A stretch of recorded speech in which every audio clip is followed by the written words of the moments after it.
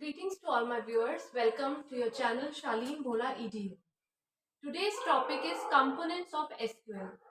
But before starting the topic, I would like to request that please like the video, share with your friends and subscribe the channel and press the bell button so that you can receive the latest updates. So let us start today's topic, that is components of SQL. SQL stands for Structured Query Language. Structured Query Language. Now, what kind of a language is this? We know what a database is. अब database को access करने के लिए, उस पर manipulations करने के लिए, उसको क्रिएट करने के लिए हमें क्या करना पड़ता है? हमें एक लैंग्वेज की जरूरत है. हम बात करते हैं रिलेशनल डेटाबेस मैनेजमेंट सिस्टम की. Relational database management system, we know that it is in the form of tables. इसमें डेटा कैसे स्टोर होता है रिलेशनल डेटाबेस मैनेजमेंट सिस्टम में? टेबल्स की फॉर्म में. रिलेशन का क्या मतलब है? रिलेशन का मतलब है टेबल. तो relational database management system is a management system जिसमें आपका जो डेटा है वो टेबल्स की फॉर्म में स्टोर होता है.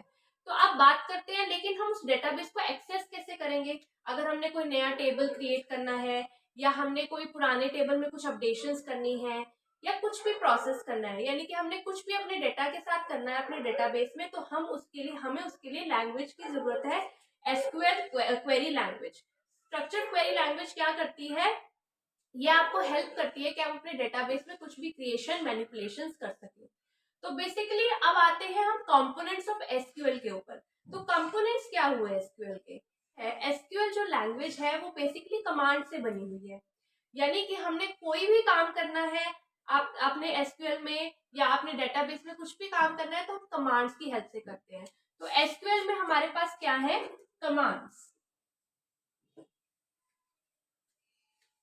उन कमांड्स की हेल्प से ही, जो पहले से ही आपके इस प्रोसेसर में डिफाइंड है.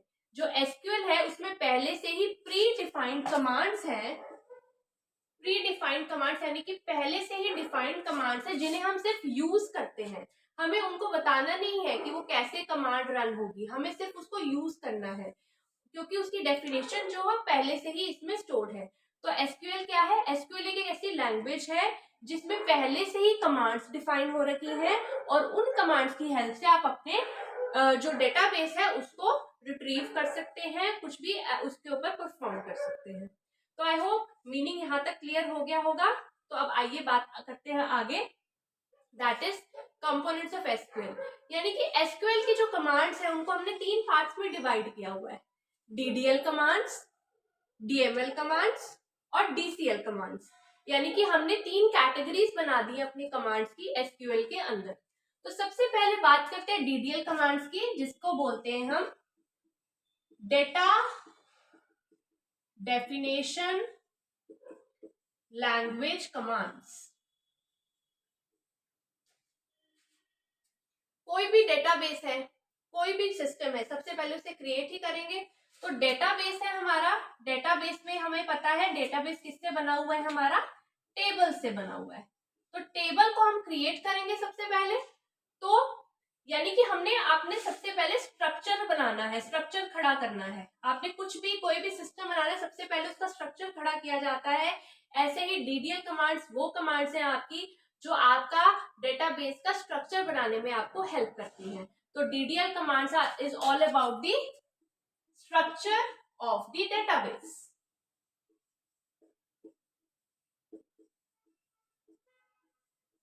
As the name indicates, data definition. आपने अपने डेटाबेस को डिफाइन करना है, उसके स्ट्रक्चर को डिफाइन करना है.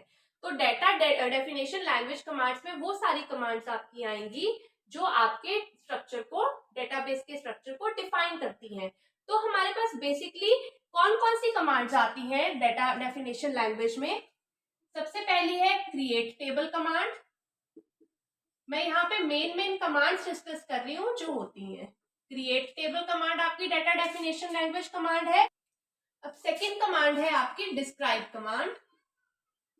अभी हम सिर्फ डिस्कस कर रहे हैं नेम्स इन कमांड्स के, और इनका पर्पस डिस्कस करेंगे हम. जो आगे इसका क्या सिंटेक्स है, ये किस लिए यूज होती है, क्या इसके हम किस एग्जाम्पल्स हैं इसके, वो सब हम आगे जो नेक्स्ट वीडियोस हम डालेंगे उसमें डिस्कस करेंगे। अभी फिलहाल के लिए इनकी कैटेगरी डिस्कस कर रहे हैं हम कि डीडीएल कमांड्स में कौन कौन सी आपकी कमांड्स आती हैं। तो पहला है क्रिएट टेबल कमांड, दूसरा है आपका डिस्क्राइब कमांड, तीसरा है आपका ऑल्टर टेबल कमांड,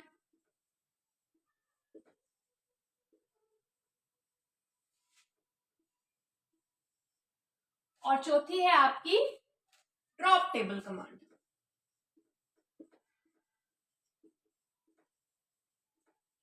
और एक और आती है हमारे पास ट्रंकेट कमांड डीडीएल कैटेगरी में।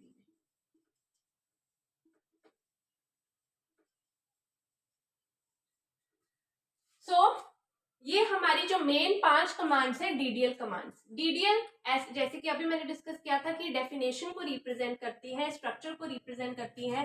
तो सबसे पहले क्रिएट टेबल कमांड जो है हमारी, क्रिएट टेबल कमांड हमारी किस लिए हेल्प करेगी, हमारा नए टेबल को क्रिएट करने में। यानी कि आपने अपने डेटाबेस में नया टेबल बनाना है तो आप कौन सी कमांड यूज करेंगे, क्रिएट टेबल कमांड।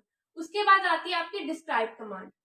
मैंने अपना टेबल क्रिएट कर लिया, अब मुझे उसका स्ट्रक्चर को देखना है कि वो कैसा है, उसमें कितने एट्रीब्यूट्स हैं, उसमें यानी कि उसमें कितने कॉलम्स हैं, उन कॉलम्स की क्या डेटा टाइप है, कितना साइज दिए है हमने अपने कॉलम का। तो वो जो स्ट्रक्चर है वो कैसे पता चलेगा, मुझे उसको देखना है। अगर आप क्रिएट करेंगे टेबल तो आपके पास आएगा that table is created, but आपको उसकी स्पेसिफिकेशन शो नहीं होगी। तो स्पेसिफिकेशन शो करनी है आपने देखना है कि आपके टेबल में कितने कॉलम्स हैं, उनके क्या क्या पॉइंट्स है, जैसे उनके क्या क्या डेटा टाइप्स है, कितना साइज है। तो उसके लिए आपको डिस्क्राइब कमांड का यूज करना पड़ेगा। तो डिस्क्राइब कमांड क्या करती है, स्ट्रक्चर को देखने के काम आती है। उसके बाद है ऑल्टर टेबल कमांड। ना ऑल्टर कमांड किस लिए यूज होगी, ऑल्टर कमांड यूज होगी आपके स्ट्रक्चर को चेंज करने के लिए। ऑब्वियसली जब हम कुछ भी क्रिएट करते हैं, चेंजेस आर ससेप्टेबल, यानी कि चेंजेस तो आएंगे ही आएंगे। तो चेंजेस को करने के लिए स्ट्रक्चर, ये सारी कमांड स्ट्रक्चर के बारे में बात हो रही है। अभी हमने कोई डेटा एंटर नहीं किया उसके अंदर, टेबल के अंदर। तो आपने एक नया टेबल क्रिएट करना है, उस टेबल के स्ट्रक्चर को देखना है, आपने उस स्ट्रक्चर में कुछ मॉडिफिकेशन करनी है तो alter command. The next is drop table command. Drop table command क्या करेगी, हमारे स्ट्रक्चर को डिलीट करने के लिए, यानी कि पूरा का पूरा जो टेबल है आपका वो खत्म हो जाएगा। और ट्रंकेट कमांड क्या होगी, ट्रंकेट कमांड अंदर के कंटेंट्स को डिलीट करेगी लेकिन स्ट्रक्चर को डिलीट नहीं करेगी। तो यानी कि अगर आपने ड्रॉप टेबल कमांड यूज कर ली तो आपका स्ट्रक्चर खत्म है, आप उसको रिट्रीव नहीं कर सकते। लेकिन अगर आप ट्रंकेट कमांड यूज करते हैं तो अंदर के कंटेंट्स खत्म होंगे लेकिन स्ट्रक्चर एज इट इज आपका रहेगा। तो आइए, हम डीडीएल कमांड्स तो डिस्कस कर चुके हैं। अब नेक्स्ट कैटेगरी की बात करते हैं, that is DML commands. For example, हम एक टेबल क्रिएट करते हैं जिसकी हेल्प से, जिस एग्जाम्पल की हेल्प से आपको इस कैटेगरी के बारे में थोड़ा समझ आ जाएगा। फॉर एग्जाम्पल, मैं एक स्टूडेंट नाम का एक टेबल लेती हूँ। ये टेबल है, हमारा रिलेशन है, तो उसमें मैं अपने एट्रीब्यूट्स भी लूंगी, यानी कॉलम्स भी लूंगी। तो सबसे पहला कॉलम मैंने सपोज ले लिया रोल नंबर, स्टूडेंट का नाम, उसकी एज एंड क्लास। ठीक है जी। तो यहाँ पे अभी ये सिर्फ एक स्ट्रक्चर है, अभी इसके अंदर कुछ कंटेंट नहीं है। ठीक है, तो ये क्या है, स्ट्रक्चर है। अब मैं अभी आपके साथ एक और वीडियो शेयर करूंगी आने वाले टाइम में, जिसमें मैं डेटा टाइप्स इन एसक्यूएल के बारे में बताऊंगी, जिससे आपको पता चलेगा कि हम इसमें किस टाइप का डेटा स्टोर कर सकते हैं और इसका साइज कैसे रखते हैं हम। ठीक है जी। जैसे रोल नंबर जो फील्ड है हमारी, उसमें कितना साइज रहेगा, ठीक है, किस टाइप के एलिमेंट्स आ सकते हैं इसमें। जैसे रोल नंबर है, उसमें नंबर ही आ सकता है, आप अल्फाबेट्स नहीं ले सकते। ठीक है, ऐसे ही नेम है, नेम में ऑब्वियसली अल्फाबेट्स आएंगे, उसमें नंबर का कोई काम नहीं है। तो हम डेटा टाइप्स और साइज के बारे में जरूर डिस्कस करेंगे आने वाली वीडियो में। तो टिल देन हमारे पास हमें ये पता होना चाहिए कि जो डीडीएल कमांड हमें जो स्ट्रक्चर बताती है, तो वो स्ट्रक्चर ये है। ठीक है जी। उसके बाद हम बात करेंगे डीएमएल कमांड्स की कैटेगरी के बारे में। डीएमएल कमांड्स हमारी वो कैटेगरी है कमांड्स की जिसमें हम अपना डेटा इंसर्ट करते हैं, अपडेट करते हैं, डिलीट करते हैं। यानी कि स्ट्रक्चर की सारी बात हो गई, अब हमने अंदर डेटा डालना है। For example, roll number 101, name Ram, age 22, class BCA suppose, right. तो ये क्या है, ये अंदर डेटा डाला है हमने, तो ये इस डेटा को हमने मैनिपुलेट करना है, यानी अंदर डाटा डालना है, उसको डिलीट करना है, उसको मॉडिफाई करना है, तो इस टाइप की जो कमांड्स है वो कौन सी कैटेगरी में आएंगी? आपकी डीएमएल कमांड्स में। तो हमारे पास डीएमएल कमांड्स में कौन कौन सी कमांड आती है? एक होती है हमारे पास इंसर्ट कमांड, सेकेंड है आपके पास select command, then is your delete command,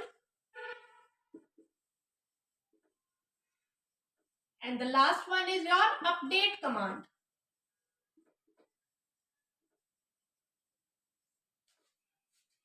So the very first is insert command. मुझे अपना डेटा इंसर्ट करवाना है तो हम किस कमांड से करेंगे? इंसर्ट कमांड से। और इंसर्ट कमांड की हेल्प से एक टाइम पे हम एक रो को इंसर्ट कर सकते हैं, दूसरी रो इंसर्ट करनी है तो दोबारा से आप इंसर्ट कमांड को लगाएंगे।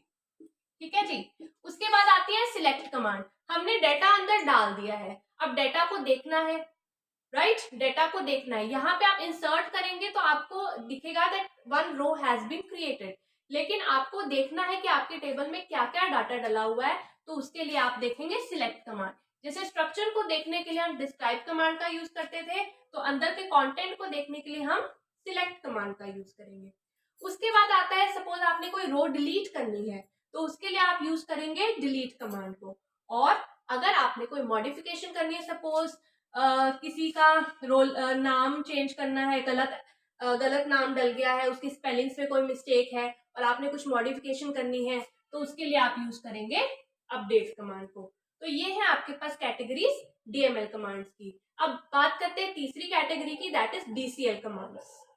तो आइए डिस्कस करते हैं तीसरी कैटेगरी डीसीएल कमांड्स की, जिसमें हमने क्या करना है। अब देखिए इसकी फुल फॉर्म क्या है सबसे पहले, that is data control commands. अब कंट्रोलिंग की बात आ गई है, ठीक है, और हमें पता है कि सबसे ज्यादा ओवरऑल जो कंट्रोलिंग है वो सबसे ज्यादा इंपॉर्टेंट है, ठीक है, किसी भी सिस्टम के अंदर। तो आइए बात करते हैं कि इसमें 4 तरह की कमांड्स आती हैं आपके पास। सबसे पहले है grant, revoke, commit and roll back. Now what is the difference between these commands? ये करती क्या है ये कमांड्स? फॉर एग्जाम्पल आपने अपने कमांड जितना भी काम किया है आपने उसको सेव करना है, उसको सेव करना है। ऑब्वियसली हम कुछ भी काम करते हैं, मैंने नया टेबल क्रिएट किया, ठीक है, उसमें मैंने डेटा डाला, ठीक है, ये सारा काम मुझे सेव करना है, तो मैं उसके लिए कौन सी कमांड यूज करूंगी? Commit command. ठीक है, commit command is use to save all the transactions you have done in your database. सारी ट्रांजेक्शंस को सेव करने के लिए I use the commit command. Then comes roll back. जैसे आप एमएस वर्ड में काम करते हैं तो आपने एक अंडू का ऑप्शन देखा होगा, ठीक है, यानी कि हमने वापस जाना है, ठीक है, कहां तक? तो लास्ट सेव पॉइंट तक, ठीक है, तो उसके लिए हम यूज करते हैं रोल बैक कमांड, यानी कि लास्ट कमिट तक आपने वापस जाना है, तो उसके लिए आप यूज करेंगे roll back command. If you use the roll back command, तो जो लास्ट कमिट स्टेटस है वहां तक क्या होगा? आपका जो डाटा है वो सारा पीछे चला जाएगा, यानी कि आपका सारा जो जितना भी काम किया गया है लास्ट कमिट पॉइंट तक वो सारा डिलीट हो जाएगा। ठीक है जी। तो रोल बैक कमांड होता है अनडू करने के लिए, ठीक है।